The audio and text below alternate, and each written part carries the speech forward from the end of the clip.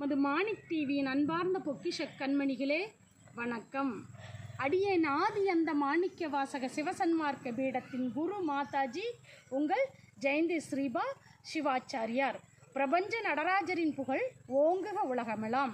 சிவஜோதி சிவஜோதி சிவகாமி சிவஜோதி ஓம் நம சிவாய.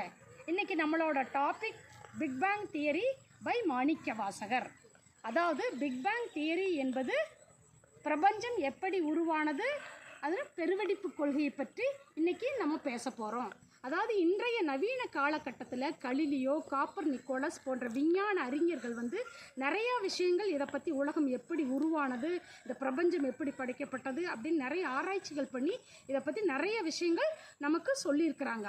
ஆனால் அன்னைக்கு 9ஆம் நூற்றாண்டுகளிலேயே மாணிக்கவாசகர் நம்ம குருநாதர் என்ன சொன்னாருன்னா, அதாவது ஒரு பாடல் மூலமாக, திருவாசகத்தில் ஒரு பாடல் மூலமாக இதை நமக்கு விளக்கியுள்ளார்.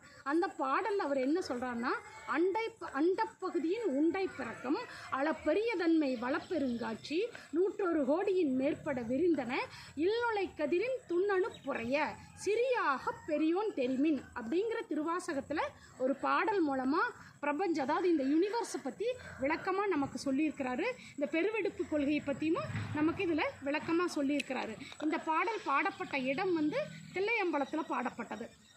அதாவது இதோட அர்த்தம் என்னன்னா அப்படின்னா, அண்டப்பகுதியின் உண்டை பிறக்கம். அண்டம் என்பது உலகம், அதாவது பூமி பற்றி சொல்கிறாரு. அண்டம் அப்படிங்கிறது அந்த உலகத்தை பற்றி சொல்கிறாரு. அண்டப்பகுதியின் உண்டை பிறக்கம் அது உருண்டையாக இருக்குதுன்னு சொல்கிறாரு. உருண்டையாக இருக்குது. அண்டப்பகுதியின் உண்டை பிறக்கம் அளப்பெரிய தன்மை வளப்பெருங்காட்சி. அதாவது இது அளப்பெரிய தன்மை, அதாவது அளக்க முடியாது. It is not measurable by anybody. அந்த மாதிரி அளப்பெரிய தன்மை வளப்பெருங்காட்சி 101 கோடியின் மேற்பட விரிந்தன. 100க்கு மேலே மக்கள் தொகையில் எப்படி இருக்குதா, 100க்கு மேலே இனியும் வரப்போகிற காலங்களில் மக்கள் தொகை மிகப்பெரிய 100 கோடியில் மேலே கோடி கோடியாக மக்கள் தொகை உருவாக போகுது அப்படிங்கிறாரு. அதாவது இந்த கோள்கள் எல்லாம் ஒரு பிறக்கம் அப்படின்னா, இந்த கோள்கள் எல்லாம் ஒரு குவியலாக இருக்குது. நட்சத்திரம், இந்த பிரபஞ்சம் கோள்களாகவும் கோள்களின் குவியல்களாகவும் நட்சத்திர கூட்டங்களாகவும் நிறைய இப்படி தான் சரௌண்டிங்கில் இருக்குது. இது பெருவெடிப்பு கொள்கையில் என்னென்னா, ஒரு பெரிய இது வெடிச்சு தான், அதாவது இந்த பூமி வெடிச்சு தான் இது நமக்கு இது உருவாகிருக்குது. அதுதான் பெருவெடிப்பு கொள்கைன்னு சொல்கிறாரு.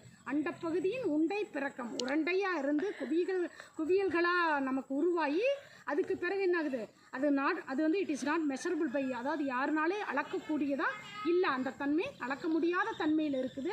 அதே மாதிரி மக்கள் தொகை இன்னும் போக போக விரிவடைஞ்சிக்கிட்டே வரும் அப்படிங்கிறார். அளப்பெரிய தன்மை வளப்பெருங்காட்சி 101 கோடியின் மேற்பட விரிந்தன இல்நுழை கதிரின். இல்னா இல் அப்படின்னா இல்லம்னு அர்த்தம். இல்நுழை கதிர், அதாவது வீட்டுக்குள்ளே பார்த்தீங்கன்னா சூரிய கதிர்கள் எப்படி காலையில் நேரம் நீங்கள் பார்க்கும்போது சூரிய கதிர்கள் எப்படி உள்ளே போகுது, சிறு சிறு அணு துகள்களாக, சின்ன சின்ன துகள்களாக இருக்கும்.